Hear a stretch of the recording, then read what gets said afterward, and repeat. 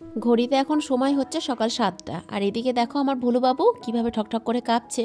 আসলে ওর তো ঘুম থেকে ওঠার সময় না এটা। ও তো ঘুম থেকে উঠে প্রায় 8টা থেকে 8:30 কিংবা 9টা। আমি উঠি তার কিছুক্ষণ পরে ও উঠে। তো এদিকে আমার ছেলে ঘুম থেকে উঠে পড়েছে, দিয়ে রাস্তায় গিয়ে দাঁড়িয়ে পড়েছে। আর রাস্তায় দাঁড়ানোর কিন্তু কারণ আছে, কারণ এত সকাল সকাল ঘুম থেকে উঠেও রাস্তায় গিয়ে দাঁড়িয়ে থাকার ছেলে একদমই না। কারণ ও হচ্ছে কি আর বলবো, আদুরে আহ্লাদে একখানা ছেলে যে সবসময় ঘরের মধ্যে থাকে, এমনকি সোফার উপরে শুয়ে থাকে।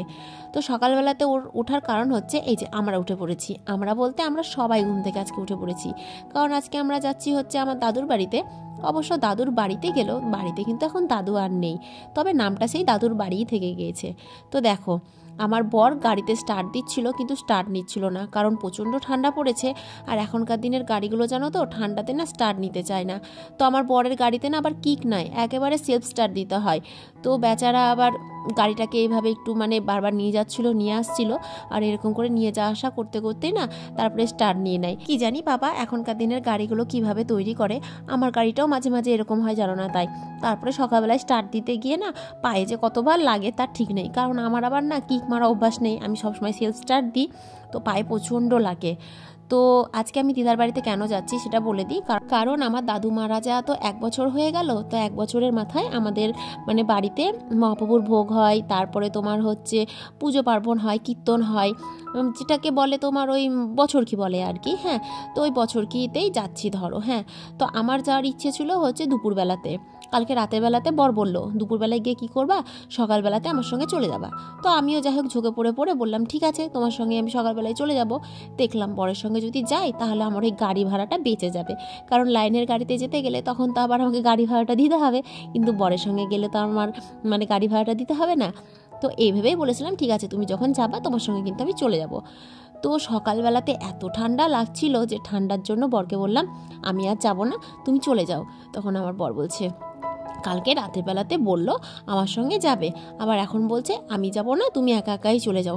আমার ঠান্ডা লাগবে না একা একা যেতে?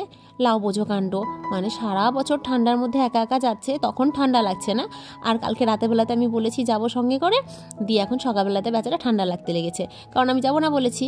আসলে কি বলো তো, মানুষ মাইন্ডে যেটা সেট করে নেয় না, মানুষের মাইন্ডে কিন্তু সেটাই চলে। ও প্রতিদিন যেহেতু যায়, আমি যাই না, তখন ওর মাইন্ডে সেটাই থাকে যে সকালবেলাতে আমাকে একাই যেতে হবে। আর কালকে রাতের বেলায় যেহেতু বলেছি যে সঙ্গে আমি যাব, তাই ভেবেছে যাক কালকে সকালবেলাতে তো আমার সঙ্গে যাবে, আমার একটু ঠান্ডাটা কম লাগবে, গাড়িতে সবাই থাকলে ঠান্ডাটা একটু কম লাগে। তো সকালবেলাতে যেহেতু বলেছি যাব না, তাই এখন মাথার মধ্যে ঢুকে গেছে আমি এখন একা যাব, আমার ঠান্ডা লাগবে। তারপরে আমার আবার তো একটু মায়া দেওয়ার শরীর, তো আমি আবার দেখলাম বেচারা ঠান্ডা লাগবে, ঠিক আছে যাই সঙ্গে করেই চলে যাই। উঠতে যতক্ষণ কষ্ট, তারপরে আর কষ্ট নেই।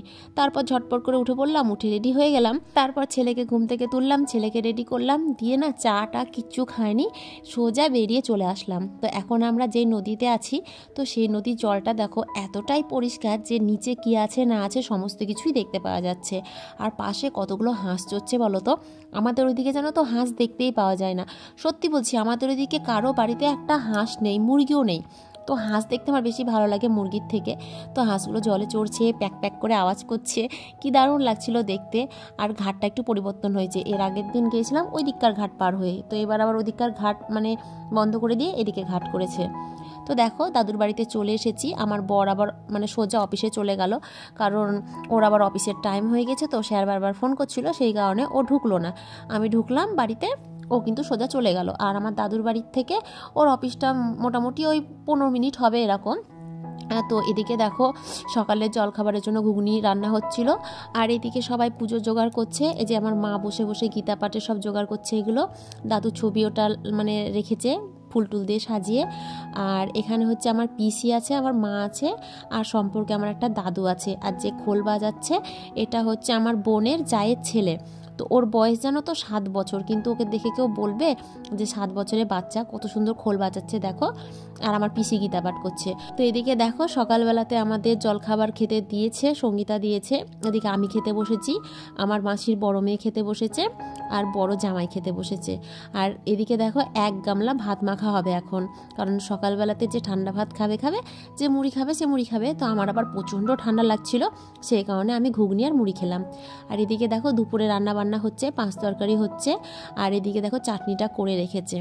তো আমার যেহেতু প্রচণ্ড ঠান্ডা লাগছিল, তো সকালবেলায় মেঘলা মেঘলা ওয়েদার ছিল, তো রোদ ছিল না। তো আবার মন্দিরে রোদটা দেখে মন্দিরে এসে বসলাম, কারণ দিদার বাড়িতে রোদ নেই, প্যান্ডেল করা আছে আর মন্দিরটা ফাঁকা, তো মন্দিরে বেশ সুন্দর রোদ উঠেছিল।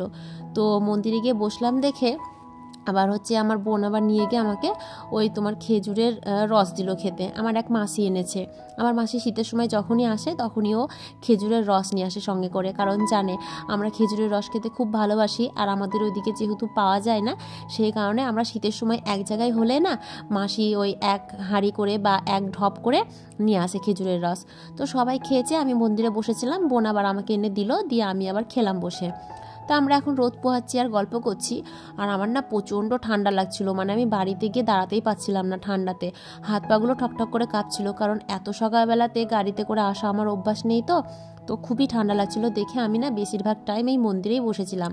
আর এই যে এটা হচ্ছে আমার মামা কম বন্ধু বেশি, মানে আমরা একই বয়সের, তো ছোট থেকে একসঙ্গেই বড় হয়েছি, আমরা কিন্তু তুই তুই করে কথা বলি, ও আমাকে তুই তুই করে কথা বলে, আমি ওকে তুই তুই করে কথা বলি, মামা তো বলি না, নাম ধরে ধরেই ডাকি। তো দেখো এদিকে সবাই দোলনা খাচ্ছে, তবে এটা জানো তো আমাদের ছোটোবেলাকার মানে স্থান বলতে পারো, আমাদের ছোটোবেলাটা বেশিরভাগ এখানেই কেটেছে, মানে এই মন্দিরটাই কেটেছে। যদি 24 ঘন্টায় একদিন হতো তাহলে বলতে পারো আমরা এখানে বেশিরভাগ মানে 14 ঘন্টায় থাকতাম, 10 ঘন্টা হয়তো বাড়িতে থাকতাম, স্কুল প্রাইভেট মিলে থাকতাম হয়তো, সকাল থেকে সন্ধে অবধি ওই মন্দিরেই পড়ে থাকতাম আমরা। তবে মন্দিরে না আগে এত কিছু ছিল না, এখন যেমন দোলনা করেছে, তারপরে তোমার ওই নাগরদোলনার মতন ঘোড়ার একটা জিনিস করেছে, অনেক কিছুই এখন করেছে যেগুলো আগে ছিল না, পুরোটাই ফাঁকা ছিল, তবুও আমরা সারাদিন ওখানেই কাটিয়ে দিতাম। আর এদিকে দেখো কত মালা গাঁথা হচ্ছে, এই মালাগুলো কিন্তু এই দাদুদের গলায় পরানো হবে বলে গাঁথা হচ্ছে। গীতাপাঠ তো হয়ে গেছে সকালবেলাতে, আর কালকে রাতের বেলাতে কিন্তু কীর্তন হয়েছিল, কিন্তু কালকে তো আমি আসিনি, সেই কারণে ধরো ভিডিওটা করা হয়নি। আর হচ্ছে এখন তোমার কীর্তন হবে, কীর্তন কিন্তু আমার দাদু করবে। আমাদের বাড়িতে জানো তো সবাই কীর্তনিয়া, আমার পিসি হচ্ছে গীতা পাঠ করে, আমার দাদু হচ্ছে কীর্তন করে, আমাদের বাড়িতে কোনো পুজো পার্বণ হলে না বাইরেকার মানুষ প্রয়োজনই হবে না। তো ওইদিকে দাদু কীর্তন করছে, আর এদিকে দেখো সব মাসিগুলো বসে বসে গান শুনছে। এখানে বেশিরভাগ সব মাসি আছে, সবই মাসি, একটা থেকে দুটো হয়তো দিদা। তারপরে দেখো দুপুরবেলাতে আমার বর চলে এসেছে অফিস থেকে, দিয়ে এখন লেগে পড়েছে কাজে, শ্বশুরবাড়ির কাজ বলে কথা, না করলে হবে, আর বাড়ির জামাই যেহেতু। তোকে দিয়ে দিবা, তোকে দিয়ে কি কি কি নিয়ে তো তুই আগে কি কি ধর এটা, আমি পারবো না, নিয়ে তো যা, আমাকে বললি কেন তুই? এইদিকে আমার ছোট ছোট বুনুদের কীর্তি দেখো, সব মাসির মেয়ে মামার মেয়ে, বুঝলা তো।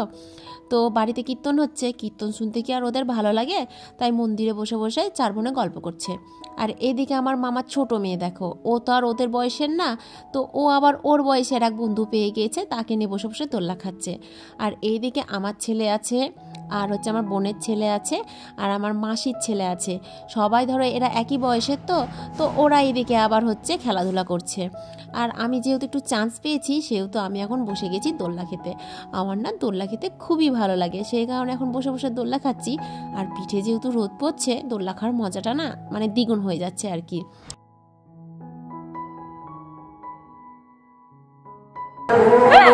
আমাদের বেবিটাকে দেখা, আমাদের মেয়েটাকে দেখা, আমাদের ছোট্ট মেয়ে, আমার না, আমার কি হচ্ছে, মেয়ে হচ্ছে, আমার মেয়ে হচ্ছে, এটা আমাদের ছোট মেয়ে। হ্যালো গাইস করে দাও, বলো বলো হ্যালো গাইস, এই যে এদিকে এদিকে এদিকে এদিকে বলো হ্যালো গাইস, এই যে বাবু বাবু hello guys, welcome to my YouTube channel, it's Rinki blog.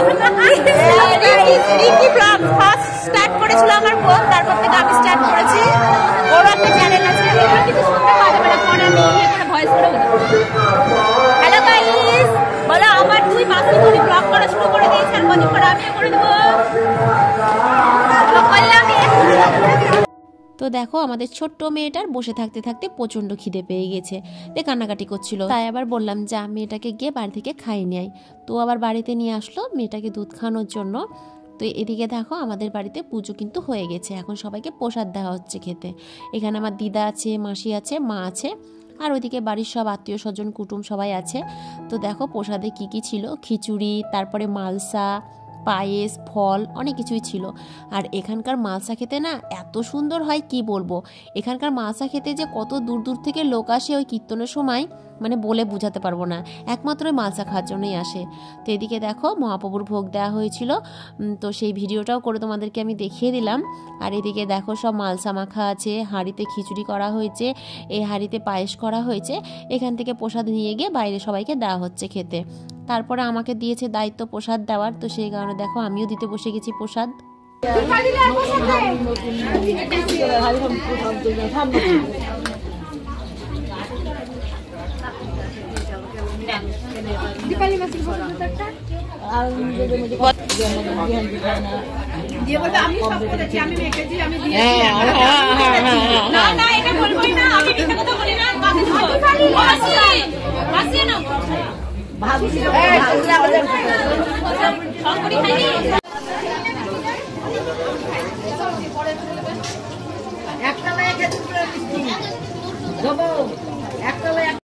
আমার দিদারও জানো তো অনেক সঙ্গপঙ্গ আছে, তো জ্বালাচ্ছিল দেখে আবার দিদা আবার দেখো তার সঙ্গপঙ্গগুলোকে কোলে নিয়ে বসে আছে।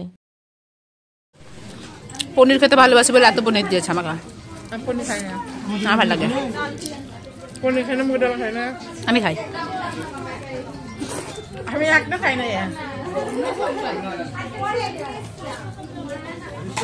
আমার মাসিগুলো তাই কাতারি খায়। তোদেরকে ভিডিওতে নিলাম, তোরা কাতারি খাস, তোরা কাতারি খাস,